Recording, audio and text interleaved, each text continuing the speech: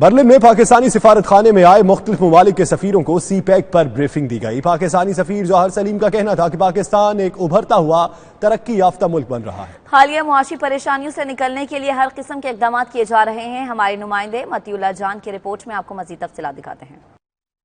Berlin میں پاکستانی سفیر کی سفارت خانے میں آئے مختلف ممالک کے سفیروں کو سی پیک پر بریفنگ۔ کہا پاکستان ایک ابھرتی ہوئی ترقی پذیر ریاست کے طور پر سامنے آ رہا ہے۔ انہوں نے بتایا کہ وہ جرمنی میں پناہ کی درخواست دینے والے پاکستانیوں کے معاملے پر جرمن حکومت سے رابطے میں ہے۔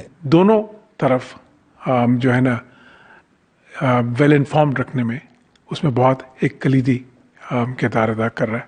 تو میری بہت سی نیک تمنائیں اور انشاءاللہ آپ بہتر سے بہتر کام کریں گے۔ بریفنگ کی اس تقریب کا انعقاد پاکستانی سفارت خانہ برلن اور روڈ آف بزنس کے زیر اہتمام کیا گیا، جبکہ دورے پر آنے والوں میں یورپ اور ایشیائی ممالک کے سفیر شامل تھے۔ اس موقع پر کونسلر آف چائنا وائنگ یرڈن نے سی پیک پر خطاب کرتے ہوئے کہا کہ کراچی میں کونسلیٹ پر حملہ کرنے والوں کو بھرپور جواب دینے پر پاکستانی حکومت، پولیس اور دیگر سیکورٹی اداروں کو خراج تحسین پیش کرتے ہیں۔ Der Terroranschlag vom 23. November in Karachi war abscheulich und ich möchte hier auf Schärfste verurteilen.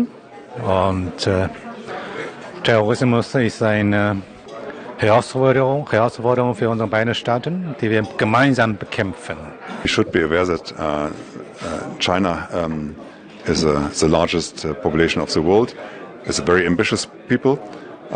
They are ambitious in all fields of human activity, be it political affairs, be it cultural affairs, athletics affairs, and they do have the right to be aiming to the top in all these areas.